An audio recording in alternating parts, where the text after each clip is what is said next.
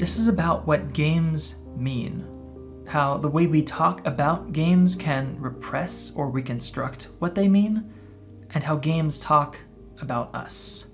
It's also about one particular game, Inside, produced by Danish studio Playdead.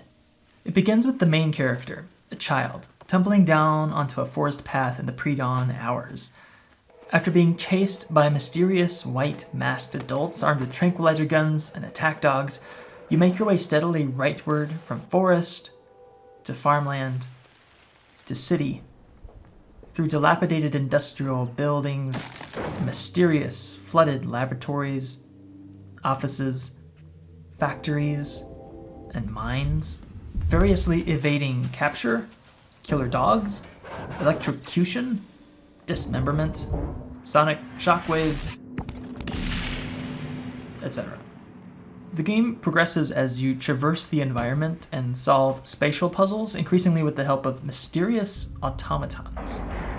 These seemingly lobotomized or sleepwalking people whom you pass being trucked away, left at work sites, packed in cages and warehouses, paraded and demonstrated in front of creepy nuclear families who watch seemingly with intent to acquire, whom you discover are controlled using some kind of telepathy device, something involving a worm that takes over the minds of its hosts.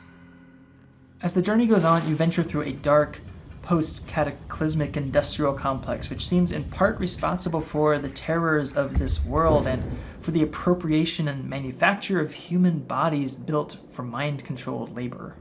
Now, let's hold up. Before we dig in, I want to back up and begin with a more basic question. How does a video game have meaning? Well, in order to talk about that, we need to first talk about how we talk about games. It seems like most writing about video games falls into a few different categories. Reviews. Another episode of Before You Buy, that show where we give you some straight up gameplay and my thoughts on the latest games releasing. Form analysis. In a way that I think a lot of other shooters aren't. You don't have to be the best or even try to be the best.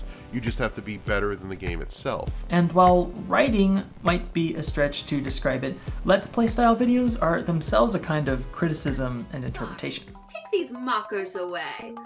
They're just gonna freaking put us in it. That's not cool. Now, video games are texts, which, like novels, include multiple types of language that are activated, read, even co-written by the player. For example, obviously a lot of games have stories, even branching dialogue, narration, plot, characters. Most video games have musical soundtracks. A video game obviously has some kind of visual element, something communicated with images, sounds, and music. And all games are built on what are often called mechanics, rules, functions, objects, and their relationships. These are all systems of meaning that, when put together, construct a fiction that we call a video game. In short, these meaningful structures are the rhetorical tools that video games apply, tweak, and articulate in order to unfold a series of arguments about itself, the world, and the player. And just because you're a player doesn't mean you're not also a reader. As Roland Barthes puts it in From Work to Text, a text with a capital T, whose tissue-like texture itself is a play of intermingling contexts, pretexts, subtexts, and intertexts, is one that a reader plays through the very act of reading in order to spontaneously reproduce it for themselves. With games, this play is just made more explicit. Still, it seems like a lot of the media about games resists this idea. Game reviews, per their function, have a hard time imagining a game as anything other than a commodity to be consumed.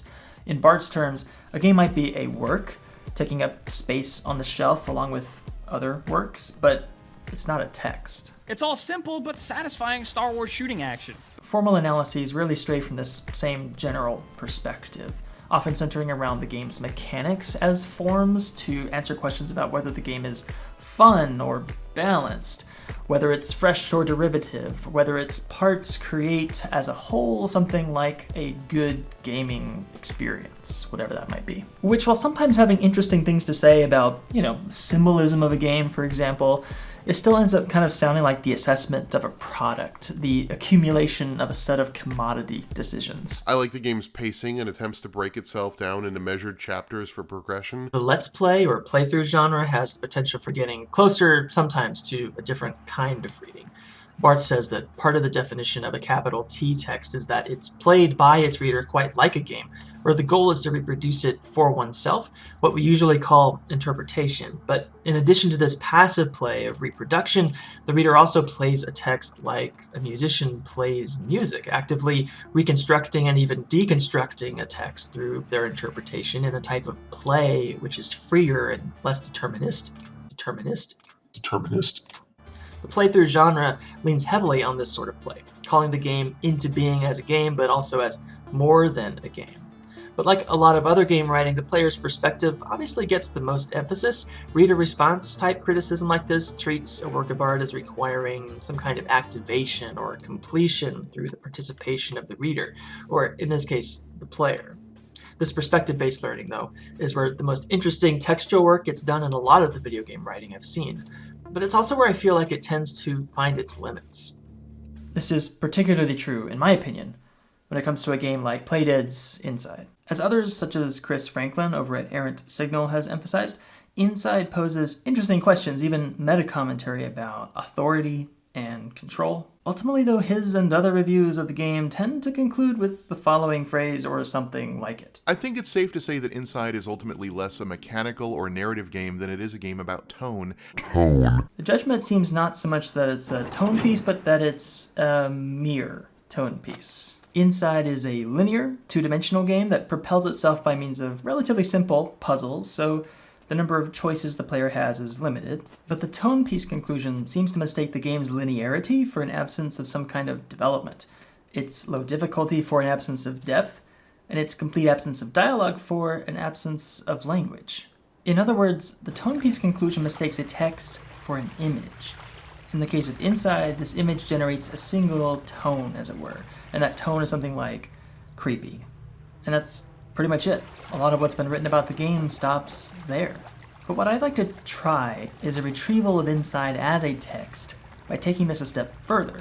The tone piece conclusion represents a retreat into individual perspectivalism. It makes me feel creeped out. But Inside also offers something serious to say about precisely this impulse to retreat into the individual perspective. Most compellingly to me, Inside uses the rhetoric of body horror in order to comment on individualism and collectivism, alienation and responsibility. But instead of pitting you, the protagonist, against that horror, it rather involves you in it sympathetically. To retreat as a reader, to reject this incorporation with the uncanny for the safety of the tone piece conclusion, is actually to allow oneself to be written by this text. So, let's read ourselves, shall we? To begin, we need to understand the mode in which Inside speaks, and that is the uncanny. Uncanny is kind of a dinky word in today's English, but really what I'm talking about is the concept derived from the IMO, much cooler German word Unheimliche. Cigar-wielding father of psychoanalysis Sigmund Freud examines this particular feeling of fear in his essay Das Unheimliche, where he looks at how the Unheimlich operates in fiction and IRL by comparing stories, psychiatric testimony, and the meanings of the word unheimlich and its opposite, heimlich. Basically, heimlich means homely, or that which belongs to the home, with all its familiarity, its safety, its certainty. By this basic definition then, unheimlich describes something that's unfamiliar, or unhomely. This plays out in our reactions to the appearance of some kind of robots and dolls, for example. Can robots have feelings? Depends on the robot. But why? Freud cites his contemporary Ernst Jentsch to talk about how the feeling that something is unheimlich has something to do with the cognitive tension of figuring out whether an apparently animate being is really alive, or conversely, whether a lifeless object might not be in fact animate, or whether someone is a human being or an automaton. Are those people conscious or unconscious? Are they human or automata?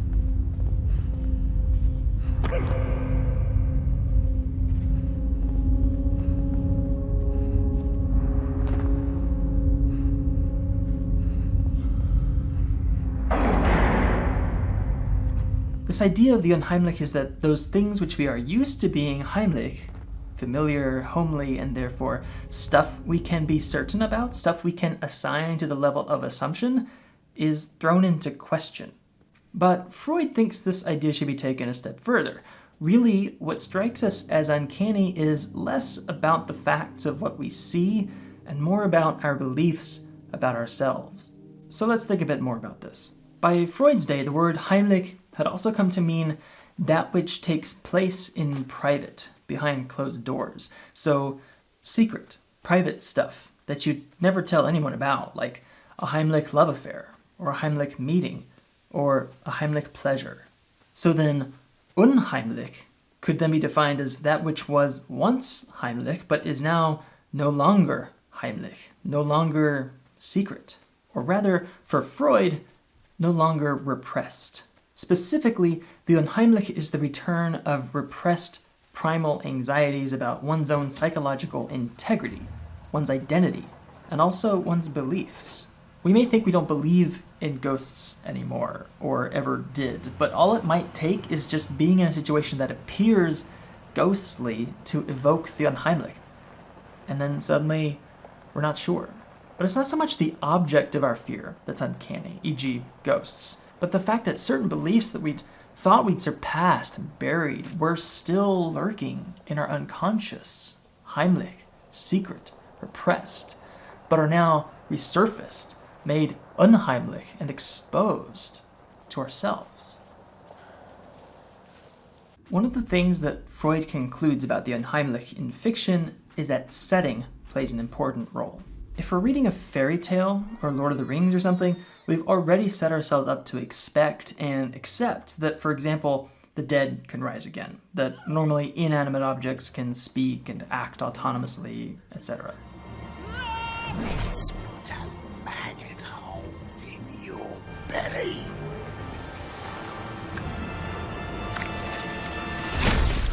It's when the setting looks and feels more like our own, more homely, you could say, that fiction can evoke feelings of the Unheimlich to greatest effect. Inside's setting approximates something like realism, even if its art style is relatively minimalist. The realism is in the details, the movement.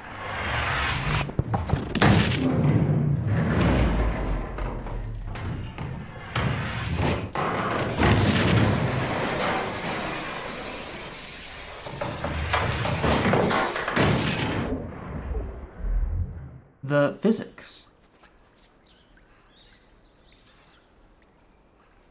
The sound design.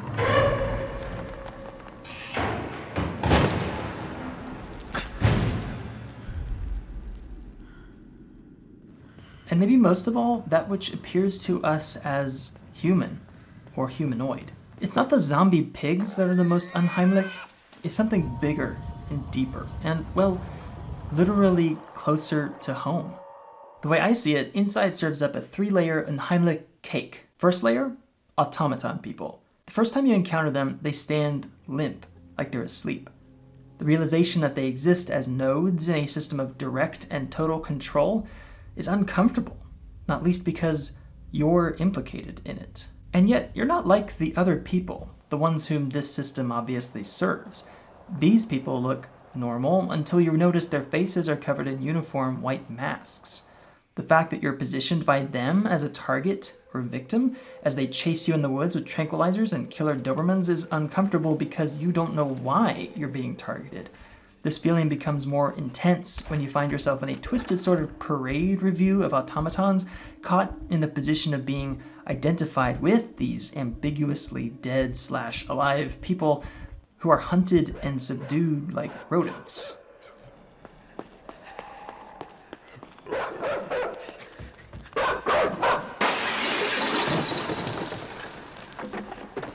Second layer, the Merchild.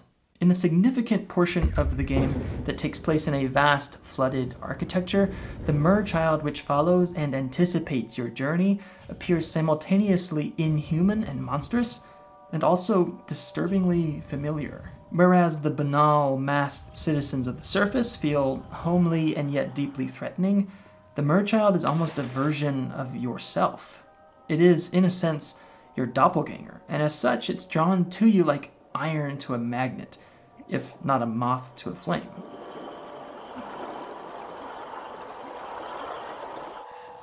Whether the Merchild is a projection of your origin or of your future is answered when at last the Merchild pulls you under.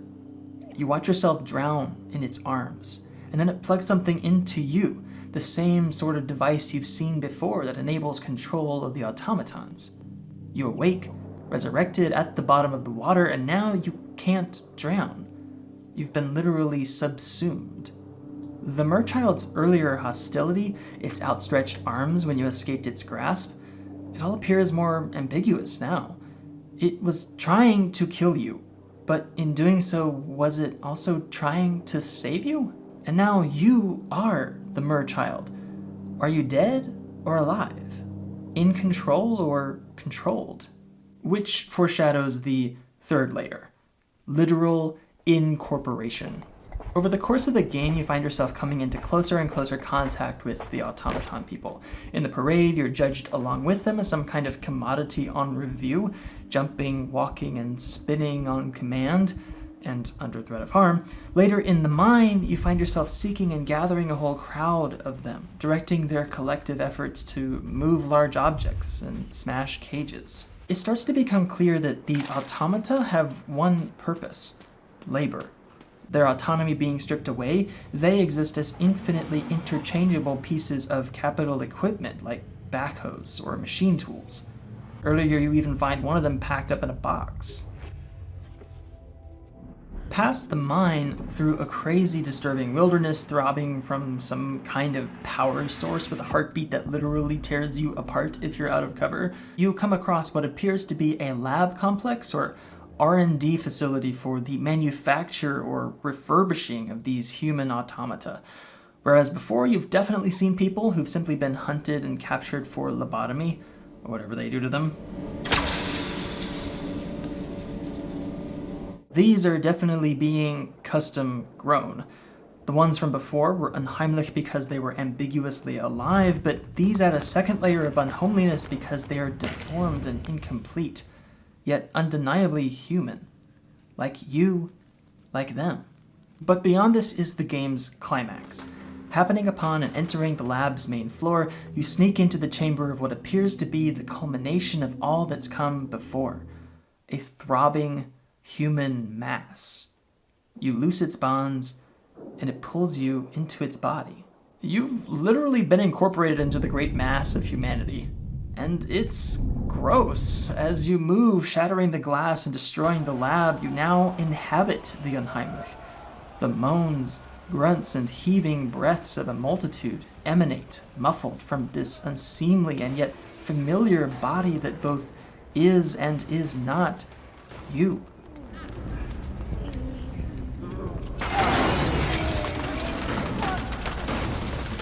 Each of these uncanny layers is an intensification of a set of questions about the integrity of the human individual as one who is embodied and related to and tied up with others. Inside presents a vision of the alienation of capitalism made literal. Bodies are bought and sold as ways of performing labor. The result is something we usually don't want to think about IRL, the commodification of the worker. In the world of Inside, the individuation of one human being from another results not just in feelings of dismemberment, disposability, and lack of autonomy, but literal bodily alienation. The automata, who are first rounded up, then caught like rats, then finally manufactured, are literally cut off from each other, until you come along. But you're not exactly a hero. Inside exposes how the ideology of individualism actually makes living and working collectively with other human beings as human beings, with all their malformations, their sounds, their fleshiness, and also their differences from us, their faults, their physical and moral deformations, an experience of Unheimlichkeit, of unhomeliness. The system into which you perpetually insinuate yourself in roughly a line left to right, for all that, is not a straight line, and you can't do it yourself. You help the automata smash their cages, but only with the strength of the group. The merchild's pursuit turns out to be, in a way, benevolent, if not exactly benign. Her outstretched arms an invitation to what turns out to be the right path, a path toward the center of it all, or perhaps, as it happens, its farthest edge. Going deeper into a flooded machine that is also a factory and also a world, where something bad happened once. Where flora and fauna both subsume and are subsumed by the wreckage and its overseers, which push human bodies into greater and greater alienation from themselves and from each other to labor until they are destroyed and replaced, until the mass of humanity takes your hand. This last act's ambiguity has to do with your autonomy as an individual. For most of the game, as with most video games that rely on some kind of avatar for the player, you're given a sense of individuality and autonomy. You control what happens with your avatar because you are it and it is you. Of course, a game is only a game to the extent that it restricts and controls the player's possible actions and choices. You can't go out of bounds, and no, you and Bowser cannot be friends. It's the same with the text. Signs like, say, words are susceptible to infinite chains of connotation, but when placed together into a phrase, a sentence, a paragraph, a composition, the range of meaning is restricted, though not without leaving a trace of what it excludes. Some interpreted Inside's ending as either a violation of you, the player's autonomy, or a reassertion of your tyrannical control over others, namely the automatons. But this presupposes that this game is itself invested in the integrity of the individual, and I don't think it is. All signs point to the text's intention to trouble the idea of an individual who exists in isolation from or in spite of the other, whether that other be the environment, other persons, objects, or systems. The line between self and other is continually disturbed and perforated through the game, culminating in this incorporation at the end. The mass, like the merchild, acts upon you, but not in a violation so much as an invitation. I mean, it's an aggressive invitation. The structure of this game is you perpetually and doggedly making your way to this very encounter with the other who is both radically other and uncannily familiar. It has called you, invited you from the very beginning, through the very structure of this linear horizontal journey to itself. And by virtue of playing, you've answered positively. And this encounter prompts a reinterpretation of all that's come before, without making some kind of contract, which presumes that all persons are independent choosers, isolated from one another. You've entered into a kind of solidarity with the alienated and oppressed, not by signing on the dotted line, but by acting and reacting to, with, and through the other, by virtue of coming into contact and simply existing together. In other words, you haven't made it to this encounter by yourself.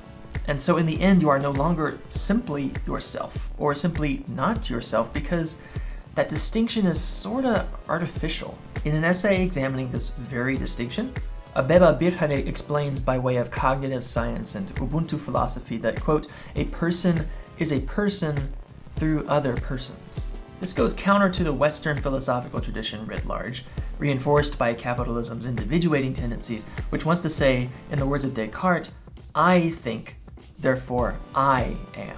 But this isn't the whole picture, without denying the fact that individualism is made real through enforcement, otherwise the game wouldn't be so uncanny. Inside's argument is closer to Birhane's quote from philosopher John Beatty, I am because we are, and since we are, therefore I am. You and the mass, which I'll refer to henceforth as y'all, break out of the tank and ransack the lab looking for a way out. The game's previous structural restrictions on your movement are loosened now that y'all are united, but they're not nullified, and y'all still have to puzzle through various dead ends.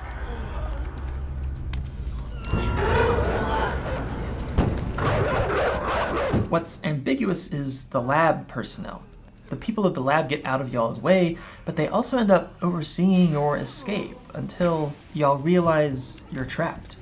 The trap places y'all before a crowd of families in a demonstration not unlike the one from the beginning of the game.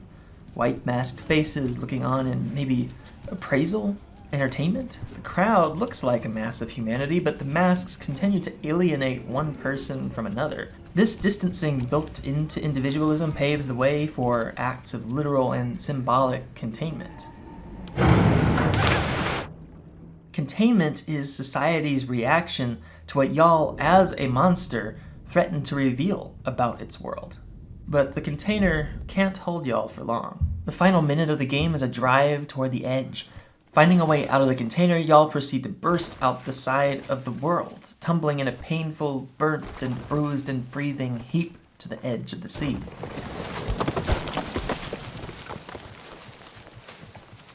It becomes clear that the whole journey has been a search for a way out that paradoxically required first going inside the system, inside the other. And that's how the game ends, breathing and in pain. Finally outside, but with only an empty horizon ahead. The sun brilliant yet ambiguously choked by clouds.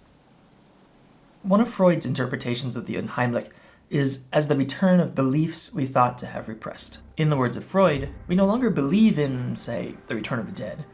We have surmounted such ways of thought, but we do not feel quite sure of our new set of beliefs, and the old ones still exist within us, ready to seize upon any confirmation.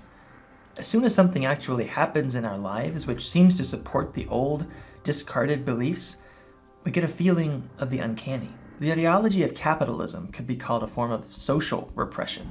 We who are in it, and let's be honest, we're all in it, could be said in a way to have repressed the belief in our being irreducibly interdependent with other people, to our being actually exploited and cut off from ourselves by being treated like interchangeable pieces of equipment. Yes, Inside uses the language of horror to elicit feelings of dread in the Unheimliche in all the old ways. But this text is going beyond that in order to expose another set of repressions, concerning the integrity of ourselves, our responsibility to the other, and our alienation from both. The metamorphosis of y'all in this text demonstrates that the uncanny is part of the change that comes through encounter with the other, or rather, yourself as other. And change involves pain and fear, and change cannot be reversed.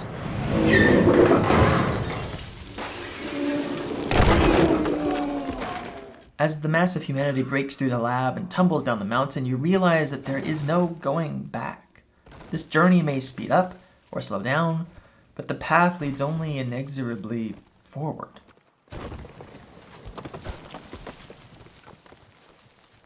Can the Unheimliche be made Heimlich once again? Maybe. But then again, maybe not.